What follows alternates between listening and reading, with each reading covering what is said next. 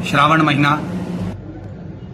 सुंदर पार्थिव शिवलिंगों का पूजन का महत्व हमारे यहाँ शिव महापुराण में वर्णन किया गया है। शिव महापुराण के पार्थिव पूजा महत्व में गीता प्रेस गोरखपुर की शिव महापुराण के 73वें पृष्ठ में भगवान शंकर के पार्थिव लिंग का पूजन का महत्व बताया गया है। आओ आज हम पाठ में भगवान शंकर के पार्थिव पूजन के महत्व को समझते हैं। सूत जी बोले, महर्षियों, पार्थिव लिंगों की पूजा कोटि कोटि यज्ञों का फल देने वाली है। कलयुग में लोगों के लिए शिवलिंग पूजन जैसा श्रेष्ठ दिखाई नहीं देता।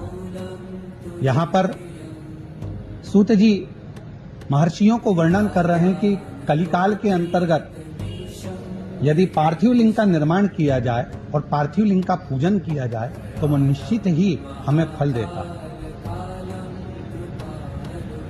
वैसा दूसरा कोई साधन नहीं है। यह समस्त शास्त्रों का निश्चित सिद्धांत है। शिवलिंग भोग और मोक्ष देने वाला है। जब हम भगवान शंकर का पार्थिव लिंग का पूजन करते हैं, किसी कामना से करते हैं, किसी कार्यवश करते हैं, मोक्ष की प्राप्ति के लिए करते हैं, तो शिव महापुराण की कथा कहती है कि वो प्रत्येक कामना को पूर्ण करता है। शिवलिंग का पूजन करने में चाहे स्त्रियां तथा अन्य सब लोगों का अधिकार होता है। हम ज्यादातर लोग कहते हैं कि स्त्रियां शिवलिंग का पूजन नहीं कर सकती या भगवान शंकर का अभिषेक पूजन नहीं कर सकती, पर यहाँ पर स्वयं सूत जी बोल रहे हैं कि शिवलिंग का पूजन करने में स्त्रियों का तथा अन्य सब लोगों का अधिकार है। द्विजों के लिए वैदिक पद्धति से शिवलिंग का पूजन करना चाहिए।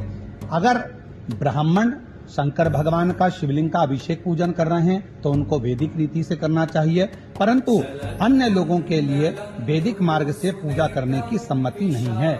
यदि साधारण व्यक्ति है, कोई अन्य व्यक्ति है, जिस भाव से भगवान शंकर के पार्थिव लिंग का पूजन करना है वो कर सकता है। उसमें उसको जरूरी नहीं कि वैदिक पद्धति से ही करेगा।